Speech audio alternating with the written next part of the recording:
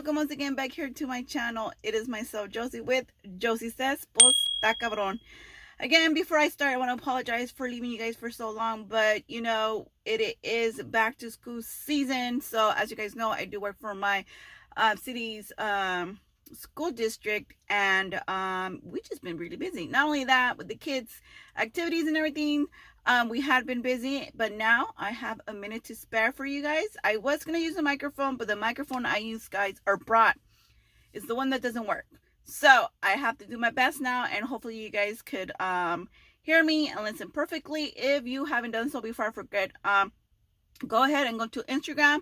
Look for Josie Says, Pues Ta Cabron. Don't forget to follow, as I do ask all the questions that we talk about on my podcast. And if you are on Spotify, also look for Josie Says, Pues Ta Cabron and follow me on there, so you guys can listen to me on the way to work, on the way back from work, or whenever you guys have a chance in the car. So let's get started, guys. We are going to start with the topic. And the topic is a touchy one, as I kind of noticed when people were telling me all their responses and their DMs. But I'm going to go ahead and post it on the side of me. If you guys are on YouTube, you guys are seeing this. But the question was, who is more toxic? The absent father or the mother who pumps hatred to her child about the absent father? Now, I did get a lot of responses that telling me, oh, the father can be toxic as well. Someone said something about it doesn't matter if you're single or not. It can happen in a marriage. I mean, the directions went everywhere. So if you're new to this channel, or you have been on here, throughout my journey, just know that when I ask a question, I am very aware that there are other possible outcomes or other possible situations that can happen other than the question I'm asking. Usually when I do ask a question, it has to do with something I heard or something that we were discussing or something I watched.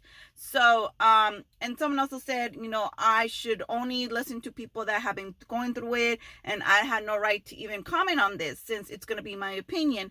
And I don't know if you guys know this, but it is Josie Says, Pues Ta Cabron. So a lot of the stuff I do speak on here is on experiences or my opinion on things of how I perceive things and how I would go about in doing things. And maybe 85% of the time I have been there, done that. Okay, so the question again, who is more toxic, the absent father or the mother who pumps hatred to the child about the absent father? Somebody said, my son's father isn't in his life, or should what I say, when it suits him, he'll try to be there.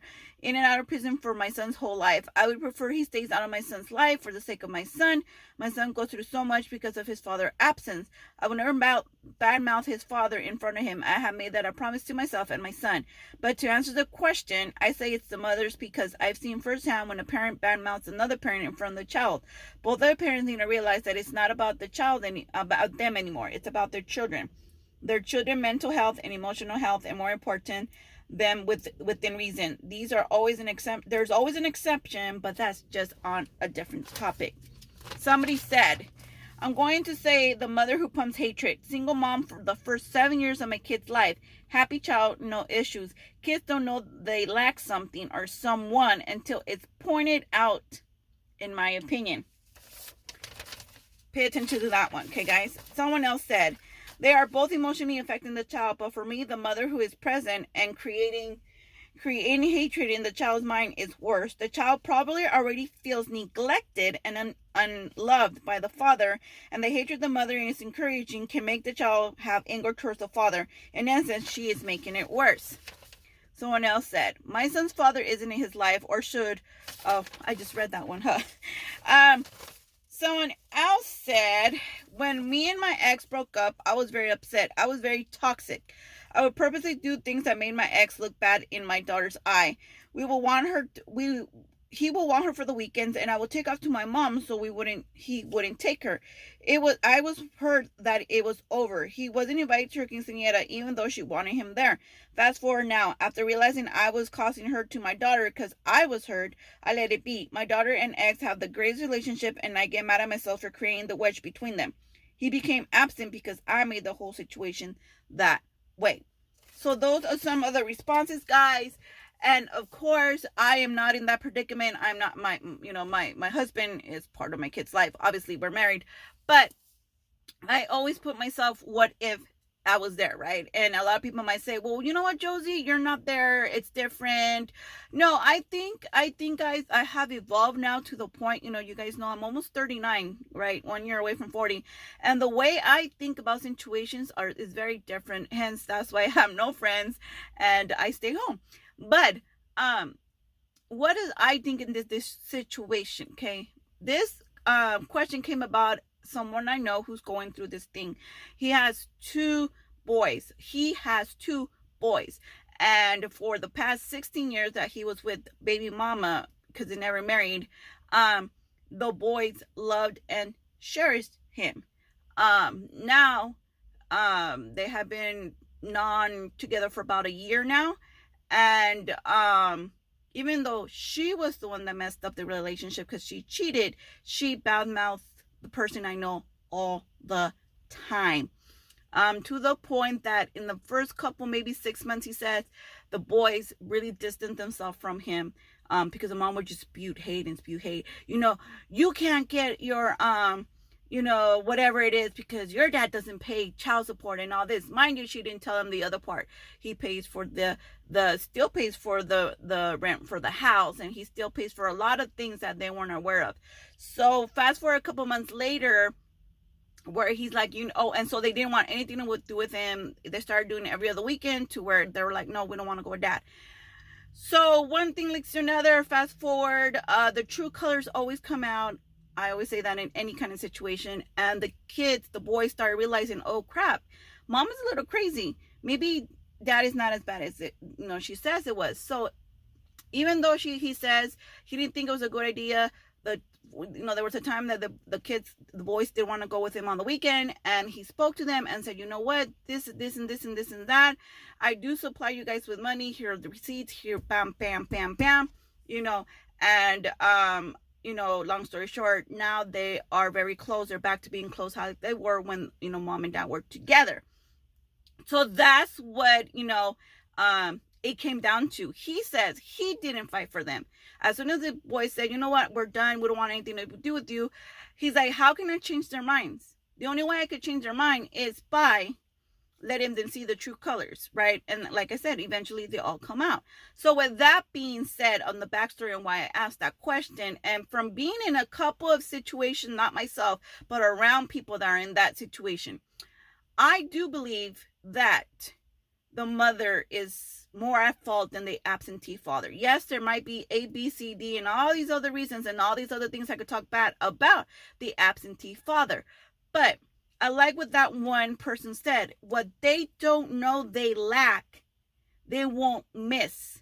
And I think, and someone else said, they already feel unloved. So I feel like when a child does not have a father present, even though we know where the father's at and the father is not around, your son or daughter or kids, they're already down. They're down. They feel down. How do we get on a breakup? A breakup lets us know that we were not the one. We weren't meant to be. And you can go as far as like they don't love us. So if we go cray, right, girls, and some guys, let's admit it, we lose it. We lose our shits. Why do we expect a kid, and a kid is anything under 18 years old, why would we expect a kid to understand that, I'm really feeling like shit because daddy's not around, and now mom, you're just every time reminding me that my dad is a piece of shit, your dad is a no good? I'm pretty sure the kid knows. I think he knows. But not only are you damaging the kid by kicking him while he's down, right? Let me just emphasize the fact that your dad's not here. Duh. If the dad ever gets the balls enough to want to try again, or if the kid ever realizes that maybe my mom is the cuckoo one, you have ruined that chance of them, reconciling, because you have spit so much hatred in somebody. And it's very sad. As a mom, I like that girl, and that girl that shared your story, thank you so much, said, she was hurting.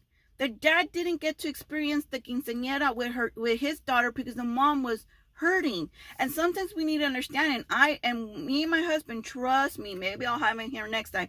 Me and my husband always talk about this. We don't know the future. We don't know what the future holds.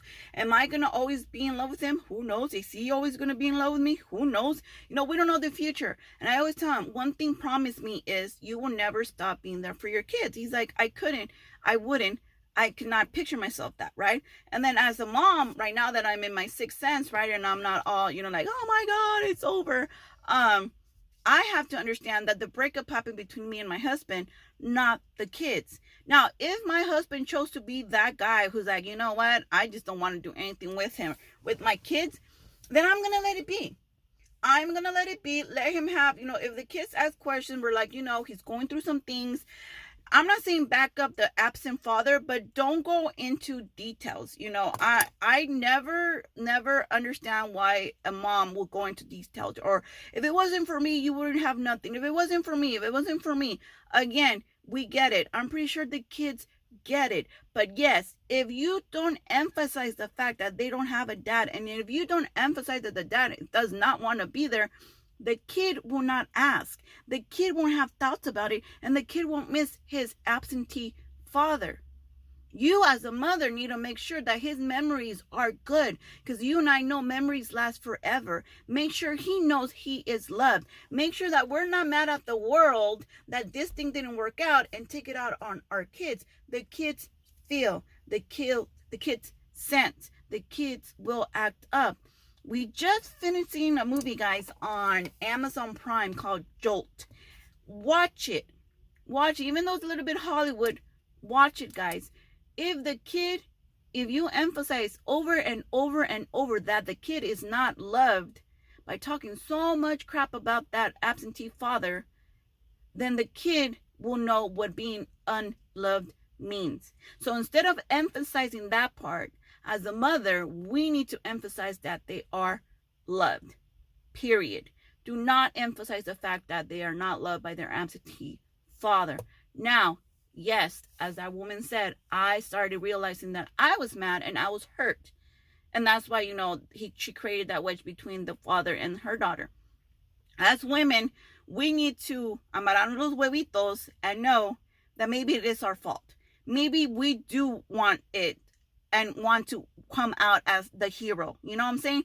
I know a few moms out there, and if the sweater fits, then I guess I'm talking about you, that purposely create that wedge between the father and the child so they can feel or be validated as the hero. Oh my goodness, you're doing this all by yourself. In reality, they're not, because they're still getting their child support on the side. But they want it to be like, I did it by myself. I didn't need anybody, right? And that too is going to damage the child, especially if you have girls. If you have a girl with the absentee father, we all know it's a proven fact. We even have a term for it. They grow up with what? Daddy issues. Yes.